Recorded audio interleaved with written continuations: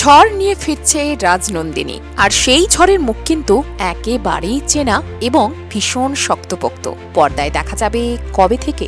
আর্য অপর্ণার প্রেমে যখন বারবার বাধা, যখন খলনায়ক মেঘরাজও ব্যর্থ, ঠিক তখনই গল্পে প্রবেশ করছে এক রহস্যময় ছায়া, আর্যের মৃত প্রথম স্ত্রী রাজনন্দিনী। আর এই চরিত্রে যাকে দেখা যাবে তিনি কিন্তু কাঁচা খেলোয়াড় নন, টেলিপর্দার পুরনো পরীক্ষিত মুখ পায়েল দে, যার ব্যক্তিগত জীবনেও ঝড়।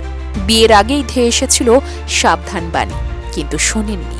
দুর্গা বেহুলা, বধূ কোন আলো লাগলো চোখে থেকে দুর্গা দুর্গেশ্বরী, একটা সময় যার অভিনয়ে ভর করেই দর্শক বসে থাকতেন পর্দার সামনে। মহালয়ের ভোরে যিনি দুর্গা হয়ে মাতিয়ে দেন, তিনি এবার আসছেন রহস্যময় অশরীরী চরিত্রে। শুটিং ইতিমধ্যে শুরু হয়ে গিয়েছে।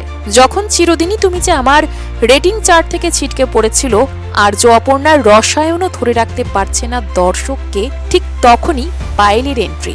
তাহলে কি গল্পের বড় ফাঁকটাই ভরাতে চলেছে রাজনন্দিনী?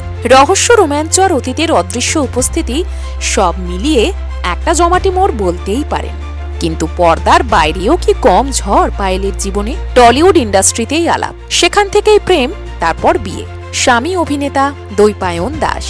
বিয়ের আগে অনেকেই সাবধান করে বলেছিলেন একই পেশায় থেকে বিয়ে করা একদম উচিত নয়, এতে নাকি রেশারেশি হয়। কিন্তু সেই ধারণা প্রায় মিথ্যে করে পায়েলের আজ 12 বছরের দাম্পত্য, একটি সন্তানও রয়েছে তাদের। তবুও বিগত কয়েক মাস ধরে টলিপাড়ায় গুঞ্জন, ভাঙতে বসেছে নাকি এই দীর্ঘ সম্পর্ক, বারবার কাছাকাছি এসেও নাকি বারবার বাধা। তবে ব্যক্তিগত জীবনে যাই ঝড় থাকুক না কেন, ইন্ডাস্ট্রিতে পায়েল দে মানেই একজন গুণী, ভদ্র আর মিষ্টি অভিনেত্রী। আর তাই তো তিনি পর্দায় ফিরছেন মানেই নতুন কিছু যে ঘটতে চলেছে এটা বলাই বাহুল্য। এবার প্রশ্ন একটাই, অপর্ণা আর আর্যর জীবনে ঠিক কতটা ঝড় তুলতে পারবে রাজনন্দিনী? পায়েল দেখে এই চরিত্রে কতটা পারফেক্ট লাগছে আপনার? কমেন্টে লিখে ফেলুন আপনার মতামত।